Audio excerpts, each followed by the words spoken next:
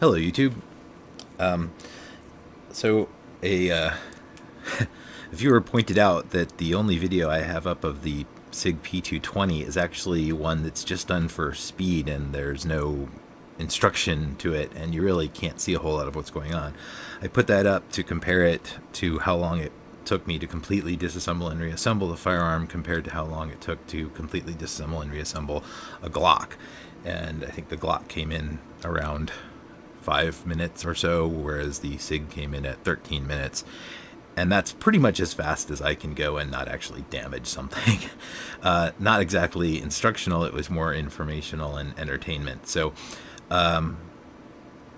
for Robert, who pointed that out, I am going to do a proper one on the 220. It is similar to the 228 that's up there, but it has its own challenges. It's a single stack design and a little harder to get your fingers in. And Robert also pointed out that some of the early models have some variations. And I did a little research, and sounded like the original ones, instead of having the traditional that we're used to in America anyway, button style release, still had the heel magazine release. And as we get a little further in, there were some other versions that actually have a milled slide instead of a stamped slide, and also a different attachment mechanism for the mainspring when we get down that deep. So, without further ado, let's get into it. So, the takedown is fairly simple. You rack it back, rotate the lever 90 degrees, and now you will be able to simply slide the frame right off. I'm going to put the frame aside, and we're just going to work on the slide. Now, I did see that there was also available, although currently sold out, a one-piece recoil spring assembly, and I had never actually seen that. I'm not sure if that was ever shipped with one or if that was an add-on. And I also got the impression that there were also a couple variations of the recoil guide itself, namely a plastic version and a hollow metal version. So in my case, this is just the steel recoil rod. The springs on these are not the same. One end is tightly coiled and will actually bind as it goes on. The other end moves freely. So the bindy end, the tight end, is the one that goes onto the recoil. This end is larger so that it doesn't pass through the hole in the end. So the spring is always moving against a fixed point. Just lift the barrel out. That's nothing overly unusual. Let's see, what else did they talk about in this? Oh, they were talking about this was apparently one of the early versions of what am I trying to say? A different lockup mechanism. So things 1911s and whatnot had the locking mechanism. They were it was a pin and a bushing that goes through underneath, and a link locked, that was the word I'm looking for. And so the barrel would rotate down around that link. In this case, it's just a mechanism where there's a locking block, and then the angled sides of this big lug on the bottom ride up and down on the locking block. And then as the barrel is moving backwards, the sides and I think even the top are what pushes back against the breech block to move the whole thing back until it does disconnect. And so apparently this was a little instrumental back in I think it was the 70s as to moving towards that design, which Sig I don't think I had done until then. This is a stamped slide. It's still a very heavy metal, and actually I take that back. I think this one's actually milled. It's just milled completely out. It's too thick to be stamped. I'm told that there is a truly stamped version. This one, just, I mean, the marking, the tooling marks there, it makes it feel like it wasn't stamped. Maybe it was. If it is, it's an awfully hefty stamping, and I don't see the evidence of welding there, but I'm told that the two different ways they're made is, one is they're milled out, or two, they're stamped and then the front piece is actually welded in. So I'm going to go with I'm not enough of a machinist to have a good answer on that one. The other thing is that this one has the breech block, this steel insert where all the mechanics are. They're on the truly milled out ones, that's actually a one-piece chunk of metal that's left behind. All the parts slide into it, and the extractor is actually exposed on the outside. This is what they call the internal extractor version, but what it just means is that everything is in the breech block. So to get at that breech block, there is a double roll pin. That's a roll pin inside of another roll pin that goes through the whole thing. So that's the first thing that we have to drive out. Now, on the 228, it was more obvious. One of these sides on some models will be larger hole than on the other, and so if you can tell that, you know, one side has a smaller hole than the other, the smaller one is one you would be driving things out from. This one may be actually uniform from the looks of it, or if it isn't uniform, then it's closer than my eye can tell. So I'm just gonna drive this out.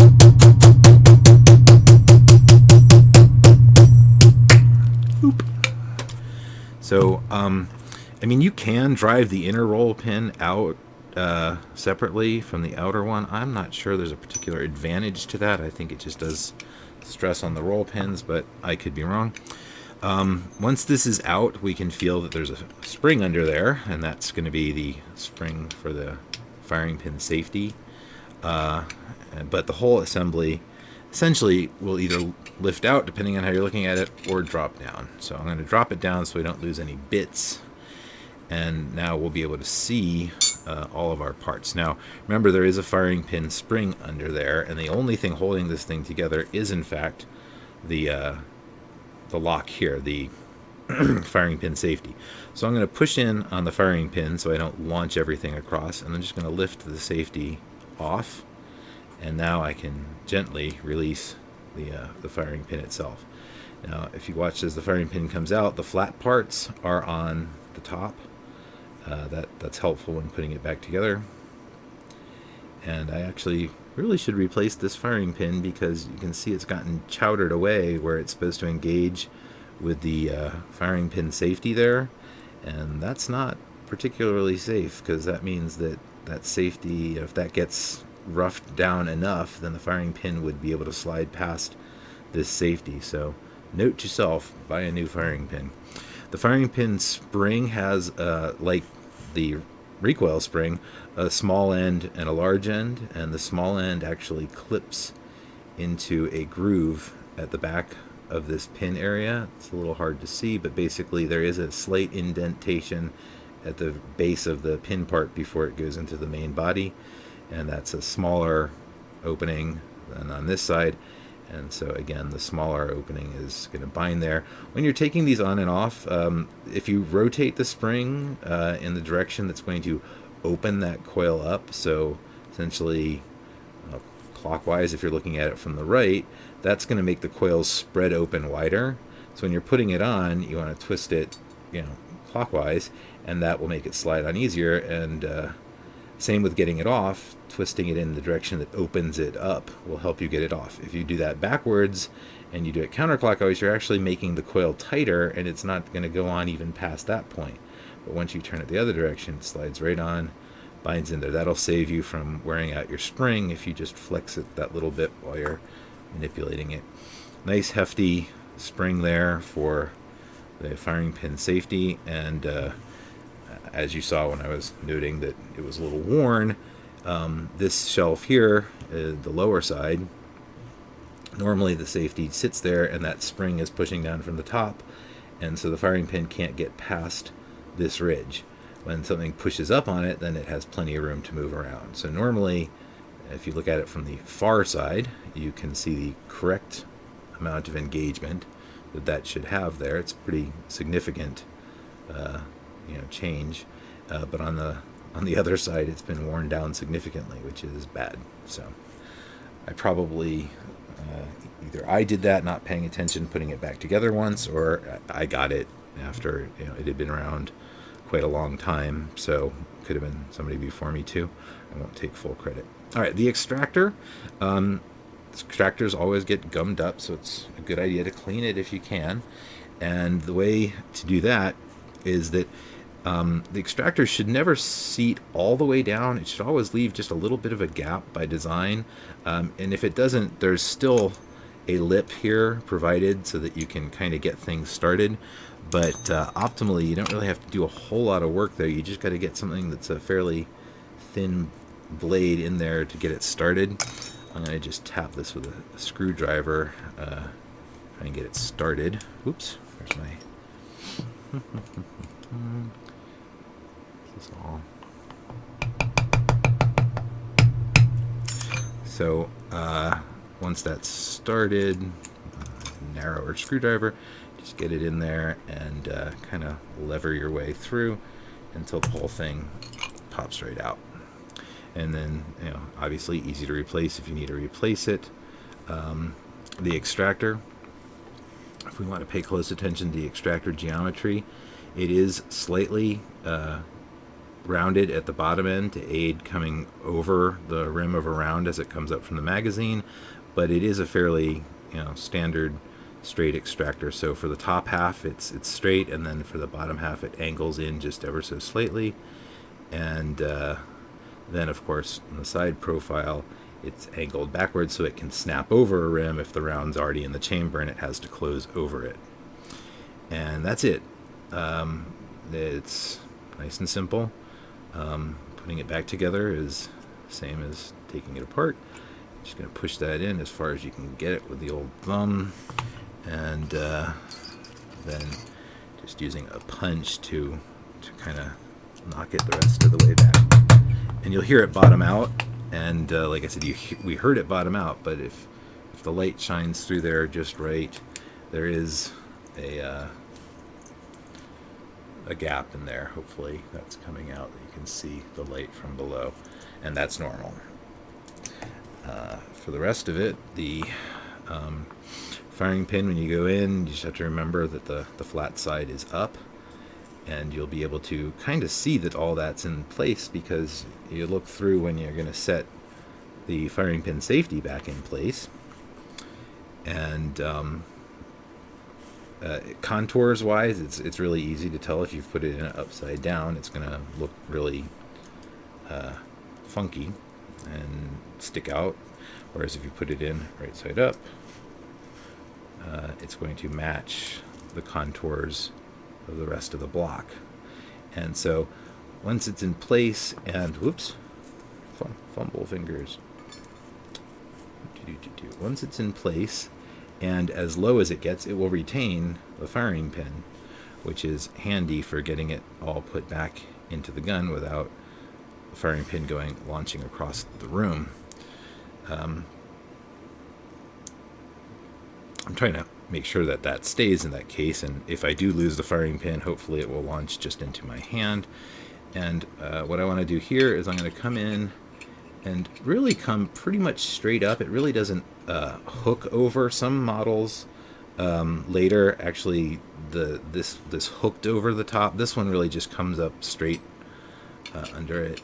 And so since we don't want to really move it around left and right if we don't have to, because that's like I said, the firing pin is only being retained by the safety. Let's try that again. If it wasn't funny, it wouldn't be worth doing. Alright, let's get that in again. Flat side up, safety on and down. And this time I will hang on to it a little bit better and not push on it.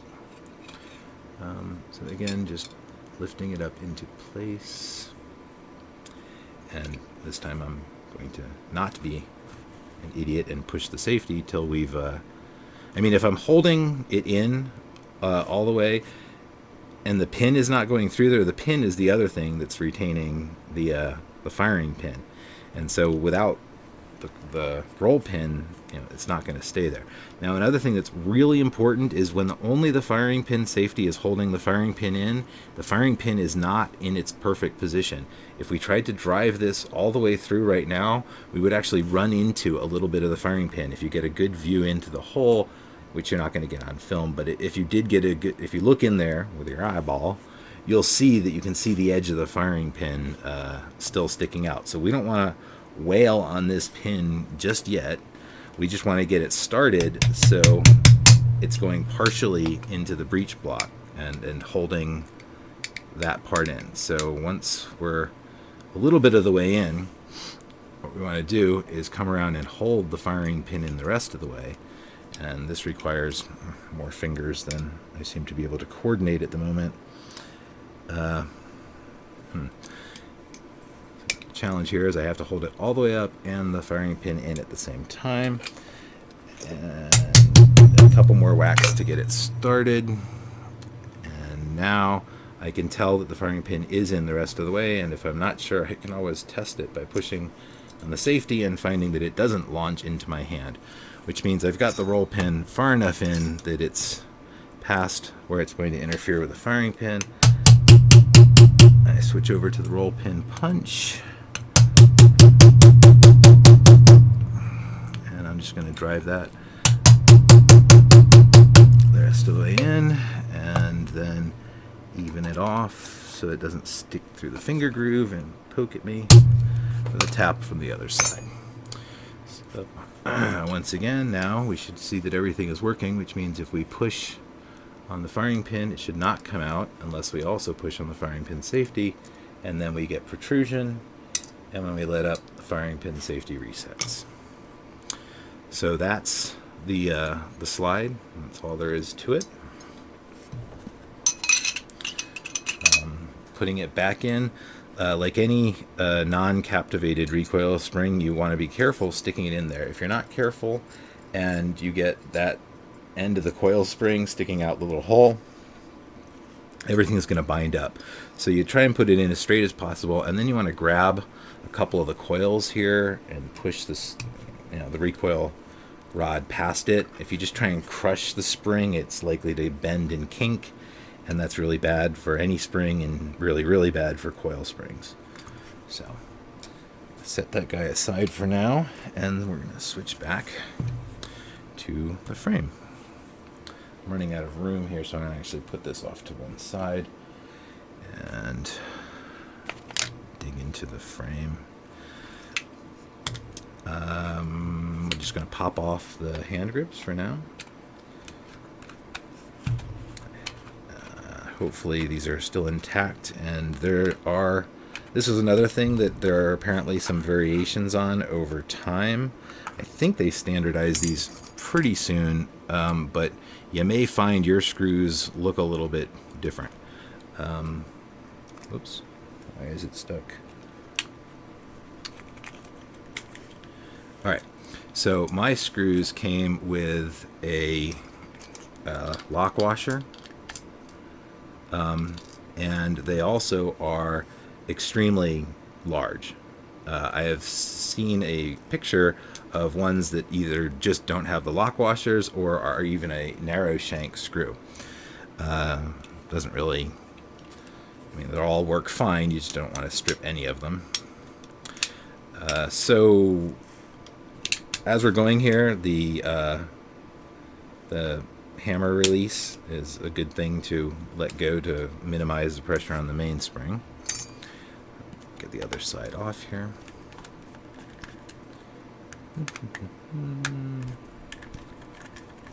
I like the lock washers because you don't have to over tighten the screws at all. You just snug them down, you feel that washer pinch, and you know it's not going anywhere. So a couple things to be careful of. Obviously this spring, no thicker than a paper clip, and this spring are both going to want to kind of fall off on their own. More so this one than the other one. And also we're going to eventually get the mainspring out of there. So I like to just get those out of the way first so they're just not bothering me. Now, this is a lot harder to do on the single stack guns than the double stacks like the 229, 226, 228, and everybody in between. But what I'm going to do here is I'm putting my finger behind it, and the target is behind this piece here. There's actually a nearly rectangular piece that actually this is sticking up through, and this hammer drop mechanism goes around it. And so I'm just holding on to that piece to keep things from moving, and I'm going to pop out this spring. Now it just sits in the hole here, and then the other end of it loops around and comes through here. And if you look really closely, there's actually a retention mechanism. The reason it takes this zigzag path is because that's not just a cut straight down into that little cylinder. There's also side notches, which we'll see when I take it all the way out. But essentially what that means is that if I just tried to lift up on this little end here, it could not go up. It has to have the tension off and the spring actually rotated at least that far till it's lined up with the hole before you can actually lift it off. And so now this actual hammer release, hammer drop, comes right off. And now the only thing holding this piece in there is my pinky finger. So I'm going to lower my pinky finger and drop said piece out. And now we can get a good look at how that works. So our view of it before was when the two pieces were engaged. And it looked like that. And if we look at it from the back, you'll kind of see why it's got that cutout here. It's because it has to make room for the actual hammer drop. So when somebody operates the hammer drop, they're pushing it up, and then this back piece just stays locked into place by the rest of the frame. And again, if we look carefully at the side of this, is that, whoops, holding it off frame, sorry, hopefully all of that wasn't off frame. There's the actual large cut through the side, but then you can see that it also comes off with a sideways cut, so that when this piece sits in here and is rotated, it actually locks in there and can't lift out anymore until you rotate it back. So it's always under spring tension normally, which means it can't walk off on its own. So it's just another way that these pieces retain each other by the same spring that operates them. We'll get into this in a little more detail as we go through how it functions, but essentially operating the hammer drop is going to both release the sear and intercept a notch on the hammer at the same time, so that as you push it down, you're basically going to be taking the pressure off the hammer and pushing the sear out of the way at the same time, which prevents it from slamming down, because you have had to push down hard enough to hold the hammer, which means as you let it back up, you know, you're dropping the hammer down gently, and it drops into a half-cock notch as well. So here on the other side, we've got the trigger bar, and this is the trigger bar spring holding it up. And this is kind of a neat mechanism. This pin here is the hammer pin, and it actually is also the pin that controls the height where the trigger bar is operating. So in double action and in single action, it doesn't really matter which. If you'll notice, let me try that again, hang on. This tail of the trigger bar, it comes up taller than where that pin is. So as I pull the trigger, I'm also moving the trigger bar down. So as the trigger is pulled back, the bar is going forward, but because it has to pass underneath the hammer pin, and this fat fin tail thing of the trigger bar is there, that's what's actually pushing it down, so it's going to actually drop off of the sear at some point. So if I'm in single action, then I'm just gonna basically that's what's happening here is I come off just in time to drop it. I've already released the sear and operated the safety up here, but again, it's that gives you the change in position. So if you were just pulling the trigger bar straight forward, it would not drop off at the right time because of the angle it's engaging. It'll be easier to see when I get those parts out of the gun. And in double action mode, it's the same thing. I'm actually grabbing the hammer all the way, and then I'm simply going to slip off the bottom of the hammer where I'm grabbing it as I get my trigger bar pushed further and further down. And then, of course, this up here is the disconnector, so when the slide cycles, it pushes that down and gives us our disconnect stroke. So right now there's nothing catching it, but once the trigger bar is pushed down, then it'll get caught. And then there's the reset. So to get this spring off, you want to release it from this notch in the trigger bar. Now remember this little hole here looks really tempting when you're putting the spring back together to shove it in a hole. That's wrong. The spring goes into this notch at the very bottom, so don't get confused. That hole is just because of how they had to machine the trigger bar. And then on this side, when you get the spring out, you're going to basically, if you can see the shape there, that it actually goes through two 90-degree turns at different orientations. So you put it in straight down and then lay it over on its side. And likewise, getting it out, you rotate it to 90 degrees up and then lift out. And that's how you get it out of that little hole. So now the trigger bar is not actually being held up by that spring, which means we can actually take out the whole trigger mechanism here. So we'll go ahead and do that, and we'll come back to the guts in a second. So the takedown lever, rotate the takedown lever until you can get it in the up position, at which point you can also start to work it outwards. And as you pull it out, just keep rotating it. You'll feel it engage its keeper spring along the way. Now that it's out, if we look in here through the side, you see that this keeper spring was actually holding it in place through these ridges here, and they're flat cuts into the otherwise round cylinder, which makes it so that this will snap into a 90-degree up or down position. And the reason it has this cut out here is so that you can also get it started back on the way in. It's going to go over the keeper spring, which means when you rotate it, you're now pushing the spring out of the way to get it in the rest of the way. So again, essentially just spin it to get it out. Now, at this point, you want to pay attention to the trigger pin. The trigger pin is going to be marked differently on different models. This is another one of those slight variations. Mine has a series of serrations. Others just have a single line across the middle that looks like it's actually a screw. A lot of people get confused by that and stick a screwdriver in there and monkey the pin up. It is generally smooth on the other side. The serrations are important because you have to have them in the correct orientation for the locking block to slide in and out. So the locking block, this big guy here, is going to come up and out at an angle like that. And it has that keeper spring attached to it. So here you see this is actually a multi-function spring.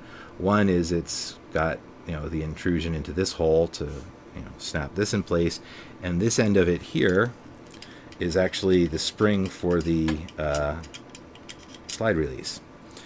This just pops out. There's just this whole recessed shelf so that this spring, it's a pretty thick spring, can sit in there. Modern versions, this has gotten thinner, and therefore I've seen some of them break. This one I think would probably last a lifetime. Also notice that this corridor here that slides over the trigger pin is not as wide as the pin itself. That means there are grooves in the trigger pin that we're about to encounter, and those grooves make all the difference. So I'm just going to slide the trigger pin out, and as I said, there are those two grooves. And so if this is in the wrong orientation, if this is vertical, those grooves are in the wrong place. The correct place is for the grooves. I totally forgot whether they go towards the front or the back. I'm 99% sure they go towards the front. You can't put them in wrong because it won't go together. So we'll go over the details of that. Now that the pin is out, you can see that the slide lock there, actually here, I'll demonstrate the whole thing.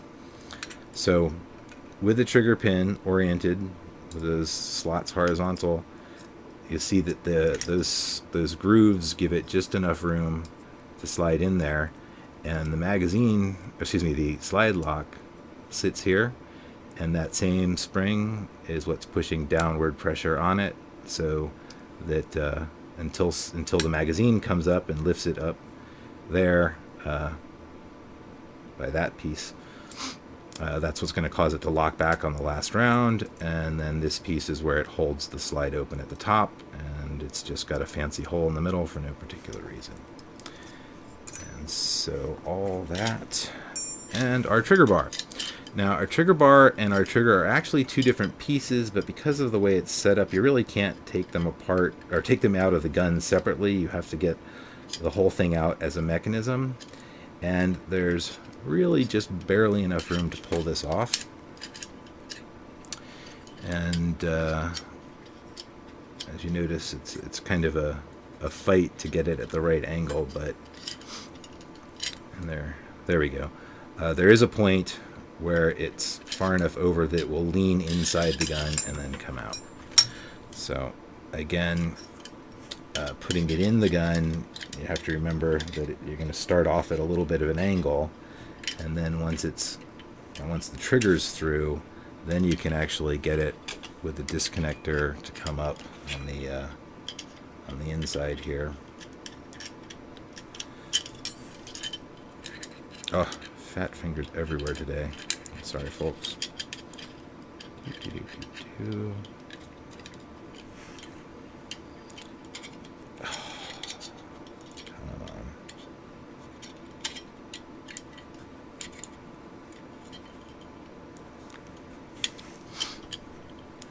Like I said, the single stack makes this so much more challenging than the double stack version, simply because there's not as much room to maneuver.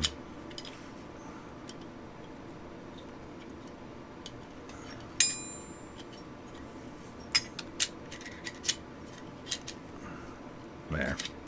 Out of dumb luck, I've managed to get it right back in.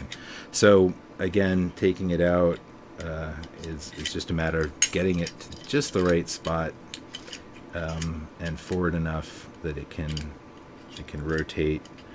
And again, that's you're moving it always, forward, up, and out, and then you can get it. Now these two just separate, and that's the whole mechanism. So that's one of the more fiddly bits, is because there's really not a ton of extra room there. You just kind of gotta practice it, but it's not insanely difficult. It just takes a minute to get it in the exact right spot. Let's deal with the mainspring. Now, this one is really nice. It's got the plastic guide here that's really easy to pop on and off. It's got this little ledge here that it's designed to sit in, and you can really almost do it all with just your thumb if you're strong enough. If not, you can stick a screwdriver in there. It's got a ridge just for that, to lift that off, and that's all you have to do is lift it up high enough and then get it to the back of the gun. So lifting it a little bit, actually I will go ahead and use the screwdriver just because it's going to make it easier to pop it right past that. And getting it on is even easier because then everything is working for you. As soon as you compress that far enough, as long as you hold it straight, it'll just snap right back into position. So again, cheat with the screwdriver to pop it off. Now once that comes off, everything's just going to fall out, which is handy. So you have your hammer strut, your hammer spring, some cat hair, which you may or may not have, and there's the little recess there that's just the size of the spring, and then the hole that the hammer would actually, the hammer strut would actually dip down into when it was being cocked. The hammer strut to go in, you just kind of rotate it around, and you can either look through the back to tell if it's in the right position, or really just kind of hold it there, and if it's not in the right position, it won't put any force on the hammer. So I'm lifting in and pulling the sear out of the way just to see that the hammer's in there. The important part is that the this ridge back at the back here. So it's this one here and this curved part here that's pushing on the hammer itself, on the tail of the hammer, which we'll get out in just a second. This curve here is actually a stop, so that it stops when it runs into the hammer pin itself, and this is an inertial mechanism. So when the sear is out of the way and the hammer actually falls, this is as far as the hammer strut will drive it. So it doesn't actually get driven all the way forward. The hammer comes forward to right about there under, you know, that huge hammer spring, but then it's the inertia that takes it the rest of the way forward, because the hammer strut is going to bottom out. And that also means that there's a little tiny spring in here which automatically pulls it back. So once the hammer's all the way forward, it actually is pulled back that far under spring tension, which helps to keep it into that half cock notch when it's not supposed to be being fired. Let's see. Okay, so there's a couple different ways of dealing with the sear spring. You can just push it all the way off this spring. It does bend it a little bit. Or alternatively, you can put a screwdriver here and push this roll pin out, but the roll pin gets pretty beat up in this slide, and the spring is fairly flexible to handle this. So what I do is generally just bring the spring all the way off to the side. So putting anything in there and moving that leg of the spring till it pops over it, and that's now freed the sear up from any tension, as well as the firing pin safety lever, and that's going to let us, where's a punch? That's going to let us actually drive out the sear pin, and all those parts will come right out with it. So the sear pin comes out, and then the sear spring can come out, and the firing pin safety and sear will just fall out on their own at that point. So this is a view of those guys as they sat in the gun, which is yeah, like that.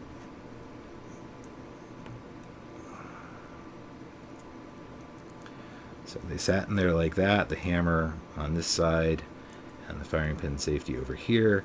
And the idea here is that if something is pulling the sear backwards, it will also run into the leg of the firing pin safety, which actually it's on this side, and that way the firing pin safety is always lifted up at the right time with the sear.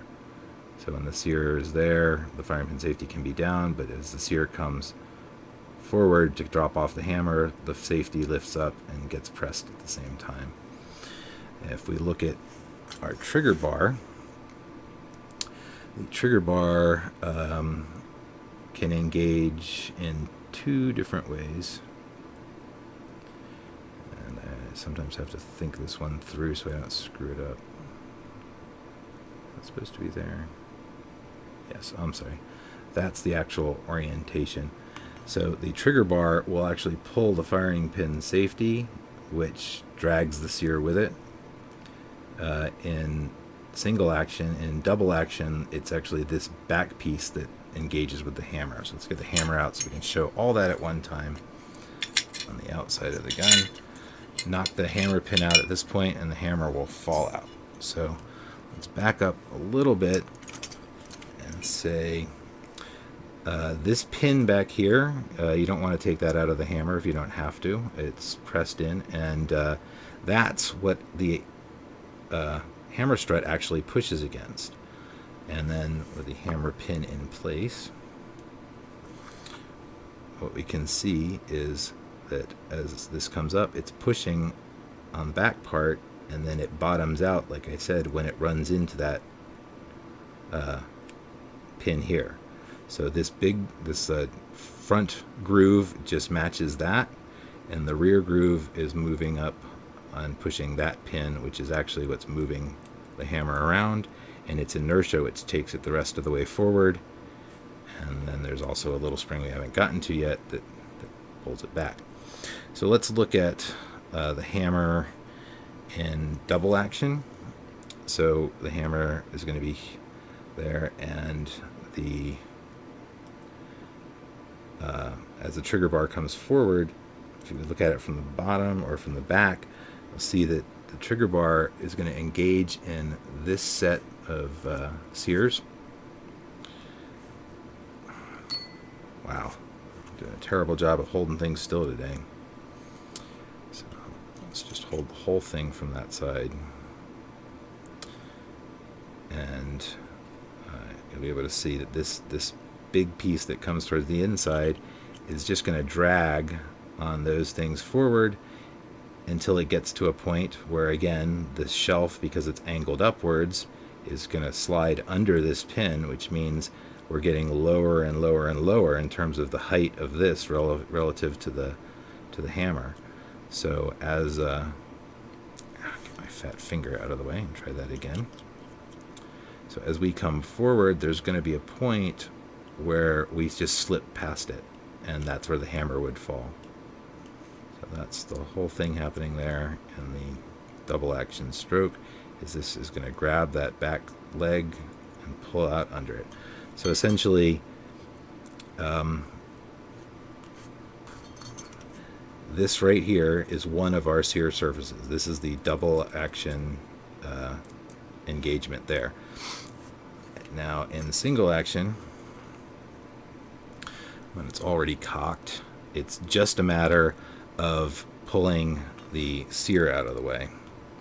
So the Sear is sitting here like this, holding the actual Sear engagement. So there's the hammer surface, and then the underside of this engaged like that. And this actually has just a tiny bit of clearance, so it just sits there like that. And then when something pulls the Sear forward, then the hammer can fall. So that something in this case is the safety by virtue of sitting on both the Sear. So the whole thing sits like that. This particular protrusion on the trigger bar is going to pull the firing pin safety up, which is then going to bump this back leg into the Sear and bring the Sear off of the hammer and allow the hammer then to fall at the same time as bringing the safety up. So that's the mechanism by how the thing works. Tuning it is done in a couple of different ways. Essentially, if you shaved off part of the top of this, then it would take longer to let go, and you would actually increase the length of the double action pull. It's really a bad idea, though. The reason this is such a thick piece of metal, it is stamped, but it's thick as heck, is because you don't want to make a lot of adjustments there. They make a short reset trigger for this. It's a short reset trigger kit, and I would recommend to use those if you really don't like the trigger. It's a pretty nice trigger in my opinion. It's about 10 pounds double action, 5 pounds single action. The short reset version basically modifies the way the firing pin safety works and how it engages with the Sear, and just changes a couple of those things around, but it's a significant modification that you can't make with just removing metal. So okay, so that's the mechanics of it. Let's set all these guys aside for now. And oops, bouncing my Sear. The only thing left is the magazine release. Now there's a couple different ways to get at the magazine release, and you want to be careful not to lose small parts here. If you don't need to take this out, don't bother, but you can reverse it. The reason that this opening here looks similar to this one is because the whole system is reversible. But let's just take it out first. If you look at it from here, you'll see that in the magazine release, there's a pin here that you can only see half of. Now what you can't see on the other half is that it actually is intruding into a groove inside the frame there. But what that means is we've got to be able to push that in, and at the same time I want to hold my thumb over this, and I want to be careful. There's a spring that's going to shoot this little pin out towards me, and it's tiny. The pin itself is tiny, and the spring is even tinier, so you don't want to lose them. But at the same time, there's a spring on the far side held in by this plate, which is also going to launch things in various directions. So I'm just going to hold this down ever so slightly and try and get that pushed in just far enough. And now as I bring it out, I'm holding onto that pin so I don't lose it. And now you can see what that pin really looks like. So it's a pin, and we used to only be able to see this top half, and that very tiny lip there on the bottom, there's actually a groove inside the frame where that lip engages. So I'm going to take this out like that so that I can hang on to this spring, which is the actual spring you're pushing against when you push the magazine release. And then this pin is actually a hollowed out pin with this tiny spring in it. And so if you launch those across the room, they're pretty hard to find.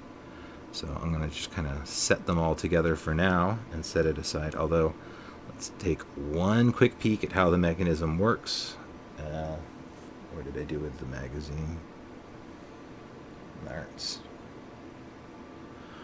Hold, please. I did have a magazine when I started this video.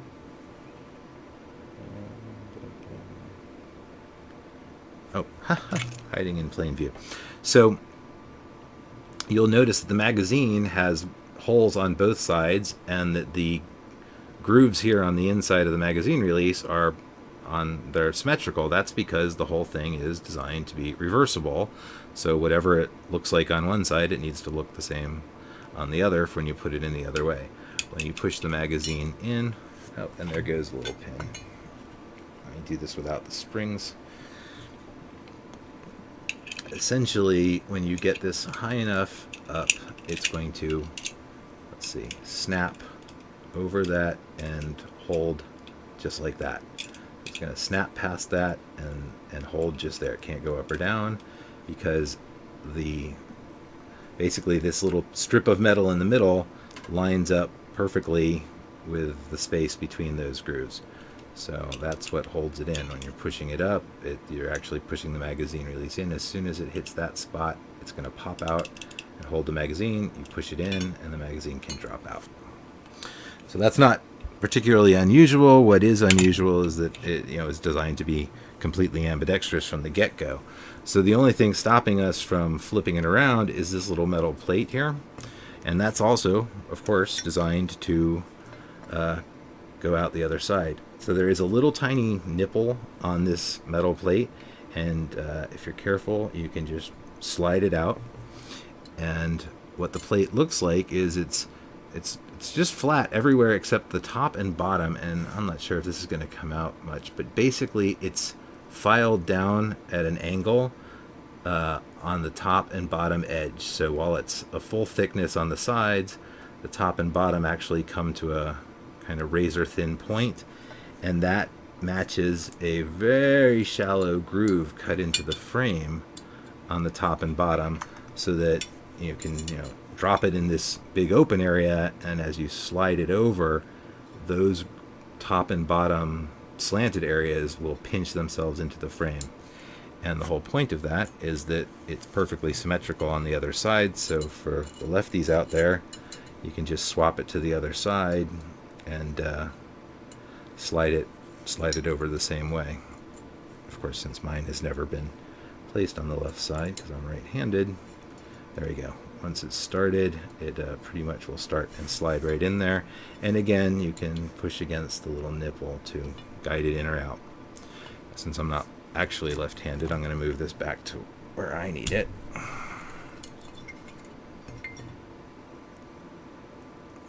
The taller side is the top, or the wider side is the top, in case you get it upside down. And you'll notice that when you push it in because of the shape of the actual frame there. If you put it in upside down, that would not meet up correctly. So the only things we haven't taken out now are this one little roll pin, which I don't recommend messing with. There's no real reason to take it out unless it's broken and you're replacing it, and you will have a tendency to monkey up the slide getting it in and out. And then last but not least is this mechanism here. This is the mechanism that pulls the hammer back off of the firing pin after it's been fired. So where's my, grab my hammer pin, slide it through here for demonstration purposes. Come on, fat fingers. Okay. So if I were to just move the hammer forward, that spring actually comes up, if you can see, on that same pin going through the hammer, that the underside of that pin is getting pushed up by the hammer strut, and on the top side we've got a little spring leg pushing it back down. So if once the hammer contacts the pin, if nothing else is touching it, it's going to naturally have that spring pull it back to a more neutral position, or more importantly, a position where at least the half cock notch gets engaged. And so let's take one quick look at the half cock notch and the Sear.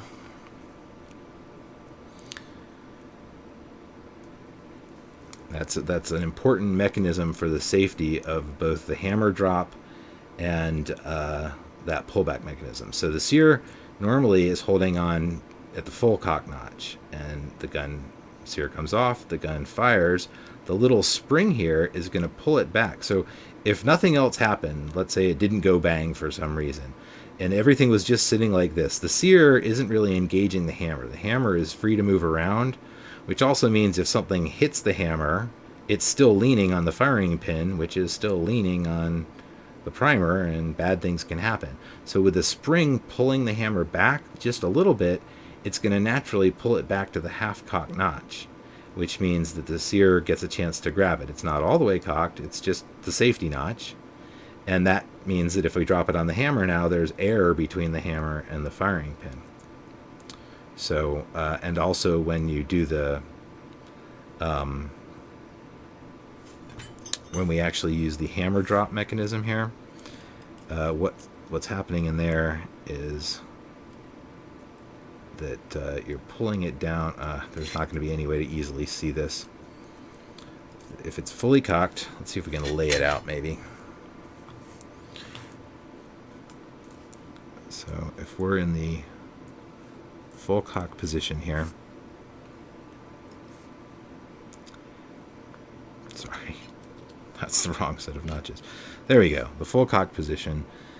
This is going to basically sit right back here, and so when we rotate this down, what we'd be doing is both pulling the Sear backwards, because it's gonna, if we're looking at it from above, this is gonna push down on and pull the Sear away from the hammer, but at the same time it's going to catch the hammer under here, so that as you are essentially engaging this, you're both moving the Sear off and catching the hammer on it, so that as you ride this forward, you're gently letting the hammer come back down. We'll try and look at that again through the little window when we put it back together.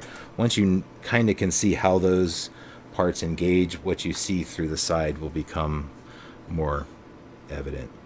I'm going to go ahead and drive this out, but I would recommend that unless you really need to clean this, that you skip this step, and you'll see why in a minute. It has to do with how that spring is retained, and the potential to mangle it just by driving the pin out.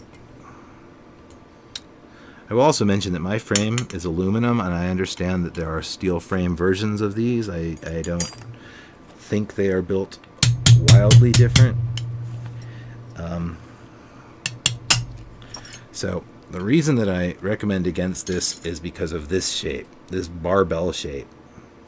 It's designed so that once it's all the way through in the correct position, that the spring is not actually really touching the coils, but getting it through has a really good chance of mangling the coils. So when you go to put the spring in, or excuse me, the pin in, you have a pretty decent chance of catching those coils and really doing some damage to them. But if you want to see how it works, basically the spring, That's also bent off at a wrong angle because it's been dinged a few times. It still is going to engage properly, but it looks funny because I've clearly bent it more than once. So this little plastic block has a line cut into the bottom of it for the long leg of the short leg of the spring. So despite the fact that mine is a little bit mangled on the long leg should be straighter than mine is. The short leg is essentially shaped correctly, and that's so that it can come in and sit flat in this little area behind there. So you put it in, and then that's just going to be able to lay flat so that when it's in the gun itself, it's going to be on a flat sheet of metal that's going to hold it in place. And again, the spring just flexes up and pushes down on this rear pin of the hammer, right like that. So, yeah, that's it. No parts left. So let's put this back together first. And that involves basically making sure that the spring is in there and properly centered and lined up as best you can. Whoops. Don't drop it on the floor. And then you want to just slide it right down along the base where it goes, keeping an eye out for when it's lined up. And then you're just going to drive this through, and just be careful because you can easily, like I said, ding that spring up pretty hard. So I'm not going to drive it all the way through at once. I'm going to drive it through a little ways and make sure that my spring coils aren't getting overly bound up. And then I drive it through a little more. Make sure that everything still looks more or less healthy. Also, I'm going to shine a light in here to make sure I'm not binding any of those coils. And I actually am. I've actually caught one of my coils just like I was afraid I would. So I'm going to try and come in there with a punch and push past it. Free that guy up. And I think I got him. Let's give him another whack and see.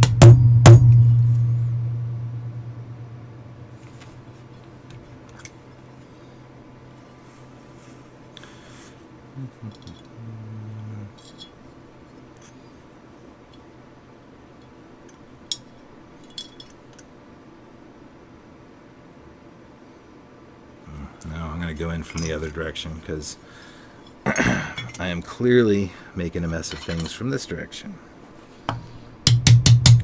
Like I said, this is a nice compelling reason not to do this particular part because it's just real easy to mangle that.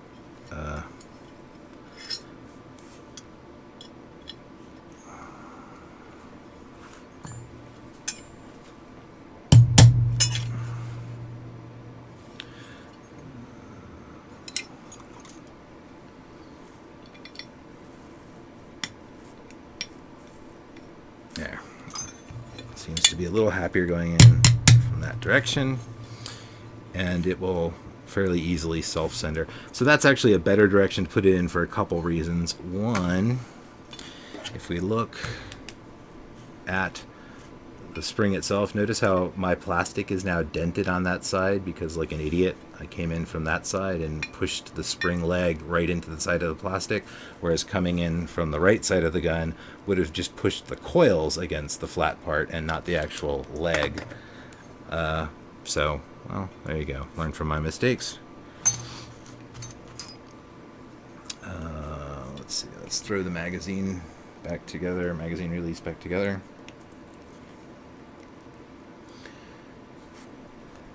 So the longer spring goes in the bottom of the magazine release. The tiny spring goes into the back of the tiny pin with the half head. And that goes in there. And then the whole thing goes in. And I'm just going to do this from this angle because that way I don't mess that part of it up.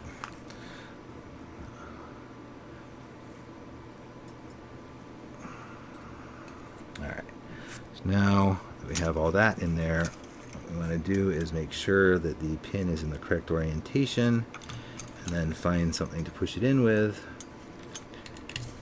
And so the half, again, the half that's not, that's filed back, we just push that in. The longer half is on the bottom, and it's just going to catch in that tiny, tiny groove in the frame itself and stay in there. So that's that. I think we're going to put the hammer in, and remember when you're putting the hammer in to definitely make sure that you catch the spring. You don't want to push the hammer straight down or you'll be on the wrong side of the spring. You want the spring to be on top of that pin. So make sure you hook the hammer from the bottom, and then you can kind of just look through the side and line the hole up and slide in the hammer pin. And until there's more tension on it, the hammer pin's going to want to wander around a little bit. Don't worry about it too much. Eventually, we will want to come over and space it, which means on the left side, we push it into just about flush, and it's going to stick out on the right side a little bit. But again, until we get more parts in there and things are held together a little more tightly, not terribly important. So the easiest one to do next, I believe, is the Sear system. So we want to get the Sear pin, the firing pin safety, and the Sear spring. And all of this is just going to go in one bit at a time. And actually, because this piece has a leg that sticks out through this window, it's easiest to get this kind of started into place first. And so, oops. And once we hold that up and into place against the side there, we can start the Sear pin through. Terrible light today. There we go. And so that's one step. And now the other one, it's really the more awkward of the two, is the Sear. And the Sear is important because the little edge that sticks up on the right side of the Sear has to go between those two legs of the firing pin safety. So again, the Sear has to come in from the inside and up. You can't push it in from the top because of that, protrusion. And then you want to make sure that everything is oriented correctly, which is like that. And once it's like the genius that I am, I missed getting it under the smaller of the two pins as well. So there's a couple different things we're doing at once here that I did wrong. Sometimes it's easier to use a pair of pliers for this. All right, so now I've dropped everything. So let's just try that a little calmer. Since I lost my hammer at the same time, I'm going to pop my hammer back in. I don't even know how I managed to get the hammer out through all that. So let's try it again. Put the hammer in there. Make sure I catch the hammer. Return spring. Put the pin in there. You know what? It might be easier to actually put that hammer under tension.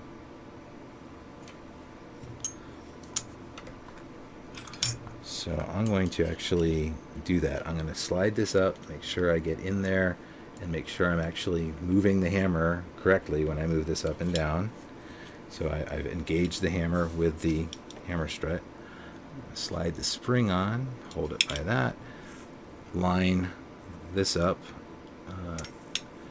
so that everything is copacetic and in a straight line, and then push it up. So now that's at least going to keep this hammer pin from drifting around, and hopefully that'll give us a little more leverage.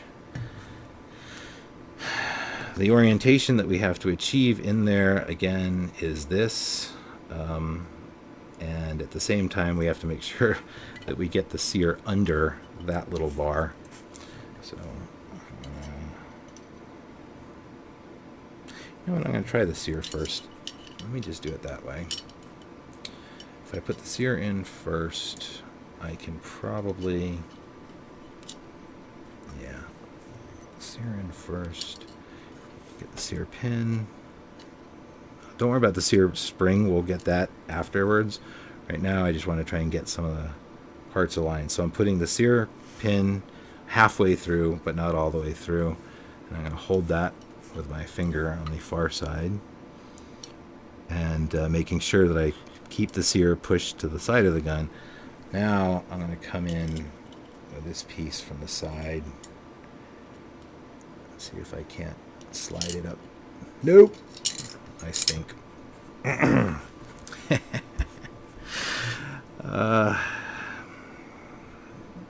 did the Sear pin go?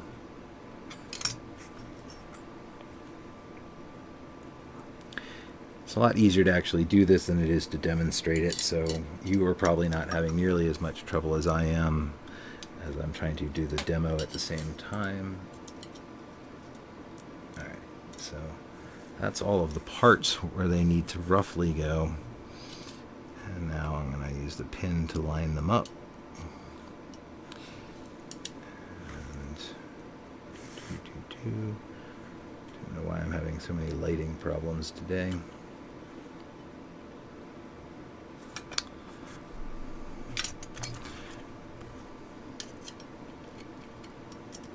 There we go. All right, so now I've got my Sear pin going through my Sear and my firing pin safety like they're supposed to. The only thing I don't have in is the Sear spring. So I'm going to come in and push the Sear pin out through this side. Well, that way it's still holding the safety and the Sear by this side. And that lets me set the Sear spring down in there. The Sear spring should be symmetrical. There's not a top or bottom or a long leg or short leg unless you've managed to bend it. So we just want to stick it in there, and it doesn't matter anything other than getting it in place. So getting the pin through it. So it's going to flop around. Eventually we're going to seat it, but for just getting everything aligned, that's all we need. And now here's where a slightly modified tool is very handy. Sig sells a very expensive, not a very expensive, like a $25 screwdriver with 4 different bits. One of them is just this. If you look at the tip of this screwdriver, there's a big V cut into it. That's to convert it into a spring holding tool. All I did is take a triangular file and dragged it across the top of my very worn out and re-dremeled screwdriver that is just a really, I came in 2 for $1, and I refile down the tip of this to be whatever I need it to be at the time. That notch there, however, lets you do one of the greatest things in the world, which is grab a spring and be able to move it left and right. A flat blade screwdriver can't do this because it would just slide off. But with a notch in it, it's going to hold the spring and let us both put tension on it and get it around the far side of that pin at the same time with some lateral force. Now that that's done, I want to come back and make sure that that pin is fairly well centered in there. And we should also see that the whole thing works. The Sear is now catching the hammer. So if we want to release it, we should be able to essentially do it the way the gun is going to do it, or the trigger bar, and just push on this, which is going to lift the Sear forward as well and drop the hammer. And again, you'll see that even though the hammer went snap, if I pull the Sear forward and take the hammer all the way to its forward position, when I let go, this spring is going to pull it back, and then the Sear is going to snap into that half-cock notch so that it can't go forward. So that's all part of the whole safety logic there with this back spring that's pulling the hammer back, is to make sure that it always pulls it back far enough for that Sear to re-engage. Let's see, what else do we got here? I'm going to go ahead and put the trigger bar and trigger back in there. And again, remember that we kind of took them out like that, and we're going to try and put them back in the same direction. And as you saw the first time around, I'm not really great at this. There we go. Get it at just the right angle and far enough forward. That's what you're getting. You're getting the disconnector over the side of it, and then you can get the whole thing moving back into position. So essentially, this is kind of that removal position up here, and then you can just bring everything back to where it's supposed to be. and just kind of let it flop around for now. Make sure that it's all the way on the trigger. And now we've got to do a little bit of positioning, because we've got to get the slide lock, the trigger pin, the locking block, and the keeper spring all in at the same time. So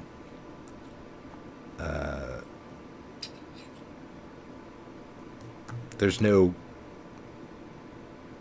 great way to do this, essentially, but the pin essentially is going to go through these pieces at the same time. So let's just get that in place. Now I'm going to keep the grooves.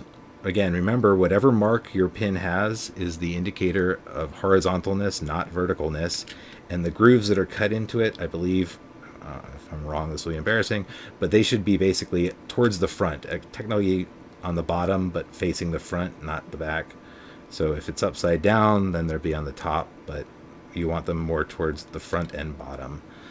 And just guide it through. And of course, once you get it in and through the trigger as well, you can't really see those grooves anymore. Not the grooves in the actual pin. That's why they gave you the line or lines on the side, so that once it's all the way through, you can kind of keep a track and remember, oh yeah, that's got to be perfectly horizontal for this to work. Now, in order to get the locking block in, this piece, the slide lock, it needs to be all the way to the left side. So if I do this, it's going to fall to the inside.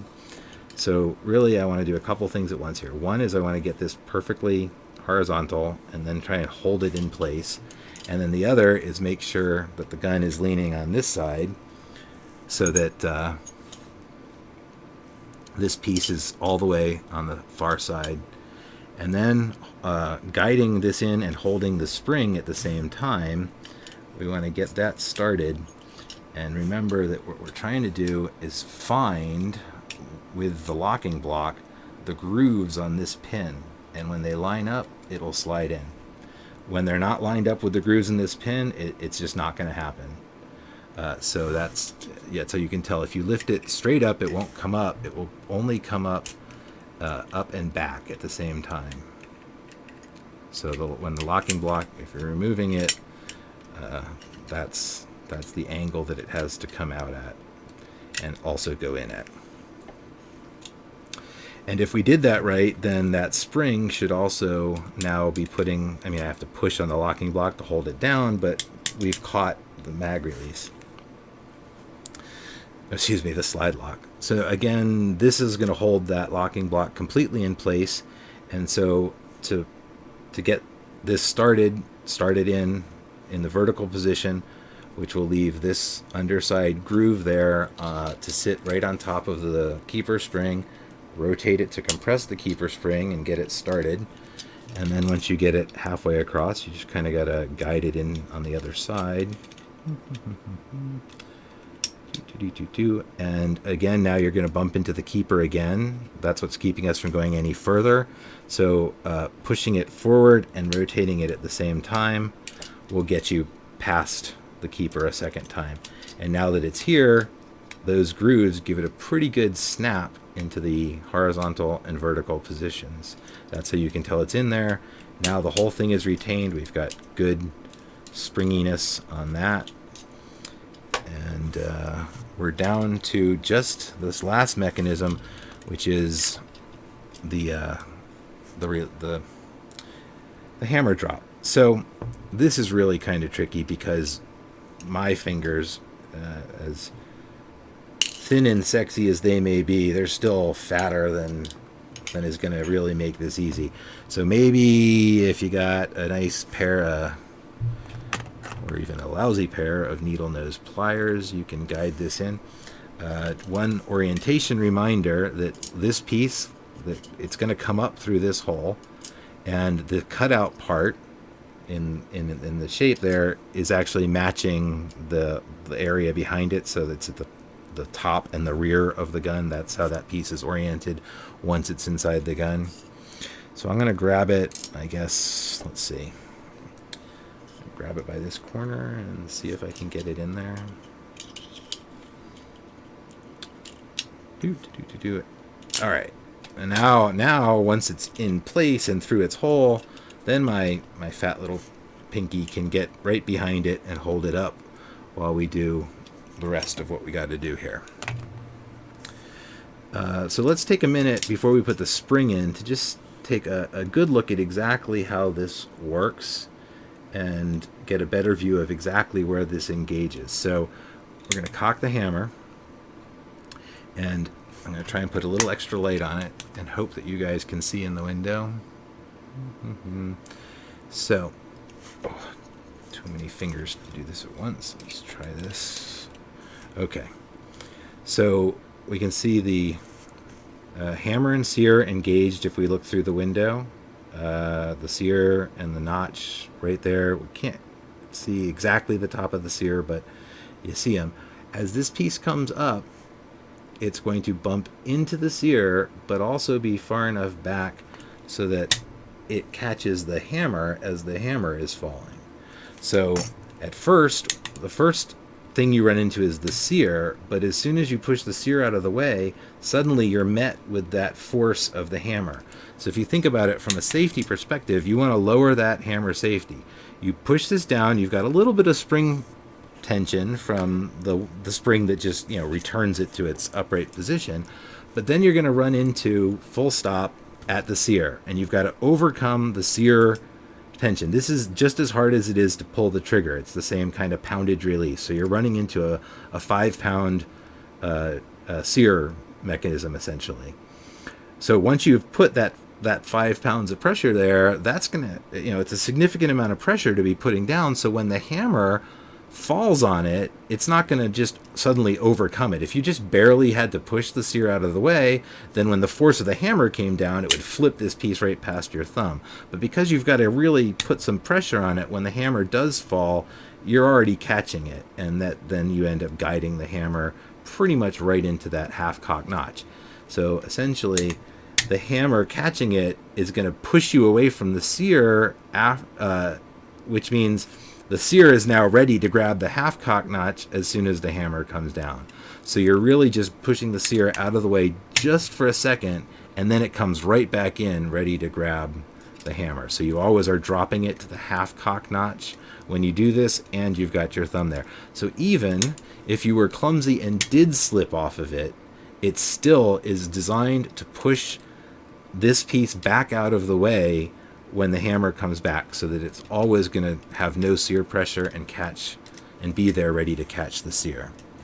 So once this guy is in place, we just got to remember the orientation here, and that is it lays across this part just like that, and then as we kind of wind the spring into position, it's going to engage in those notches, so that little zigzag there is properly engaged. And again, we just got to lift this guy up and pop that leg into the hole, and he's going to hold himself there once we get the side panels on.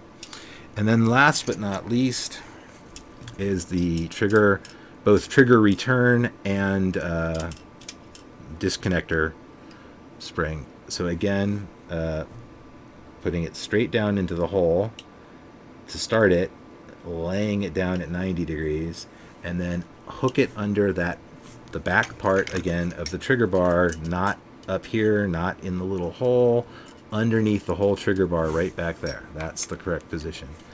And so now everything should work. So the double action again, pulling on the bottom of the hammer. Also, the single action piece also engages to get the sear and the firing pin safety into the action. The disconnect stroke pushes down there so that this catches on the sear. So it basically pushed this off of the sear. So now the trigger bar is basically below the little firing pin safety ledge there. When I let up on the trigger, that's where my reset is. Once I'm behind that little ledge, now I'm ready to pull the trigger again, because for the single action, I pull against the firing pin safety, which in turn pulls against the sear, and lets the hammer drop when the firing pin safety is up. So that is the full double and reset and whoops single action of the Sig P220. All that's left now is to button her up. This side panel is always just a little bit of a pain in the butt because it does have to get over that spring and all that, but it's not. It should essentially go on relatively easily. Like I said, if you're stuck here, just kind of lift and wiggle and it'll come off. Sometimes it helps to lift the slide lock. That makes it a little easier to come in and out. So don't be afraid to just try to move things out of your way if it's sticking on you. Make sure that your lock washers, I can feel them, are there. And so the other thing you'll notice here is this torn up screw head. This is what happens when somebody takes a screwdriver that's not the same size as the slot and turns it. So if you have a screwdriver that completely fills this slot, you're never going to mangle the metal, but a lot of screwdrivers aren't that big. So that's what gunsmithing screwdrivers are. They have a long and perfectly flat profile, so that this one is actually not the right size for this screw, but the concept is they will fit all the way into a screw and fill the entire area. So a lot of guns, especially rifles and stuff with all the ornate scroll work or old pistols, the last thing you want to do is mangle a screw like this and mess up the look of the whole thing. So get a set of good gunsmithing screwdrivers so they have that rectangular profile that fully fills the hole, and always use the biggest screwdriver that you've got to match that size. So, switching up to one that's a little closer to the right size. I don't actually have my good set here, so that's the other reason that I like the lock washer, is that you don't have to over tighten these screws, so I don't really have to put that much pressure on them at all, and I know that they're not going to go anywhere.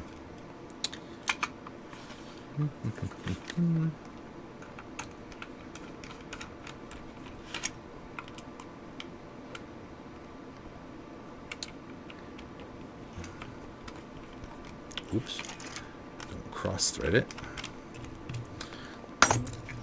Okay, bang, bang, bang.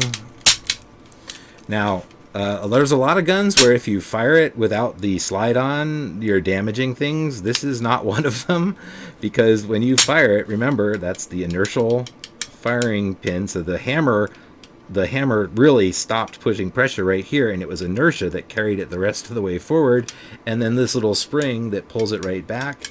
And there's really just not a ton of force there, and it's banging into a fairly hefty part of the sear, not a fragile part of it. So all that stuff is good.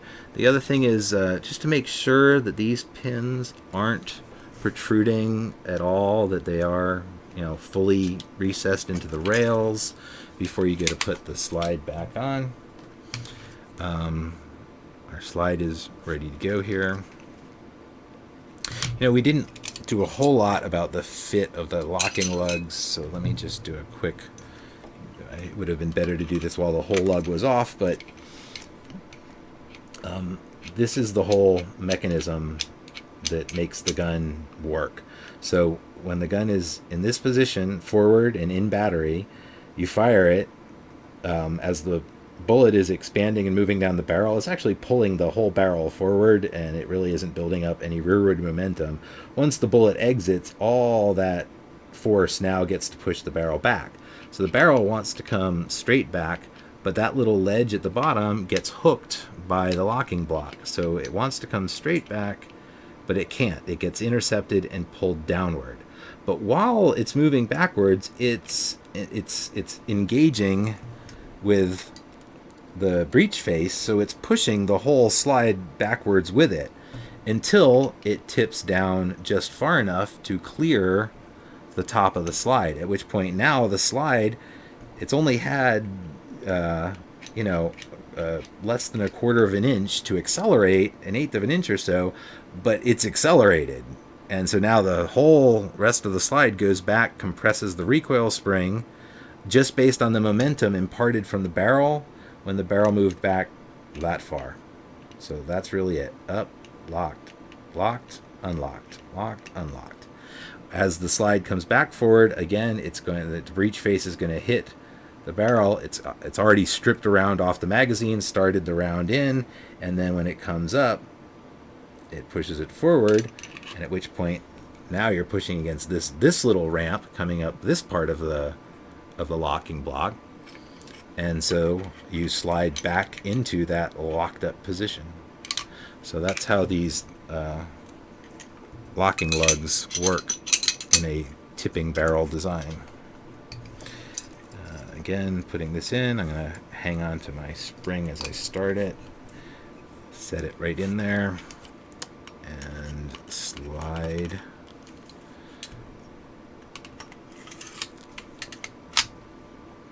And so pushing it all the way to the lock to the slide lock, and then flip that, and now everything works. So we've got double action. If we pull and hold and cycle it, the disconnect works. It's cocked again. We let up on the trigger and hear the reset, and we pull the trigger again, and the hammer falls. So double action, reset, or disconnect, reset, single action. That's, I think, all the news that's fit to tell. Once again, I've managed to forget where I stuck the magazine. Oh, here. It's the only last thing to make sure works is that locks open on last round, which means the magazine spring is strong enough to lift up. Magazine release works. Slide release works. Hammer drop. Perfect. So again, what we talked about in terms of tension on this, as I'm pushing this down, first I'm going to push the sear off, but then the hammer is going to knock my thumb, knock into the same piece, which means the sear gets released and the hammer falls into that half cock notch and can't come all the way forward. Now if we just pull the trigger, it's just that little spring. That's where the inertia is allowed to let that come forward. But once it's disconnected, stroke is done, now we're solidly in the half cock notch again. So again, when you drop this hammer, you don't have to worry about the fact that it's moving towards the firing pin. It can't get there unless your finger's on the trigger. So don't try and drop the hammer while you're pulling the trigger. Okay. Hope that was helpful. Thanks. Stay safe out there. That's all.